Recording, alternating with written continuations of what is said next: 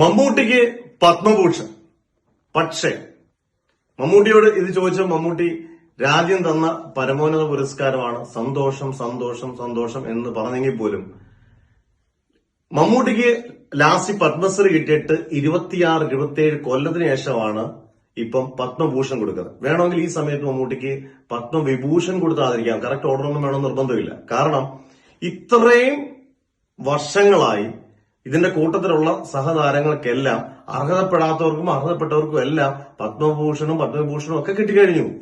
അന്നേരം ഏറ്റവും നല്ല രീതിയിൽ വേണമെങ്കിൽ ചെയ്യാമായിരുന്നു. കിട്ടിയത് വളരെ സന്തോഷമാണ്, നമുക്കായാലും എല്ലാവർക്കും സന്തോഷമാണ്. കേരളീയരും ഇന്ത്യക്കാരും സിനിമയെ പ്രേമിക്കുന്നവർക്ക് എല്ലാവർക്കും മമ്മൂട്ടി ഇത് കിട്ടിയതും അർഹതപ്പെട്ട കൈകളിൽ തന്നെയാണ് കിട്ടിയതെന്നുള്ളതാണ്. പക്ഷെ പത്മവിഭൂഷൺ കിട്ടിയിരുന്നെങ്കിൽ കുറച്ചുകൂടെ മതിരിക്കുമായിരുന്നു.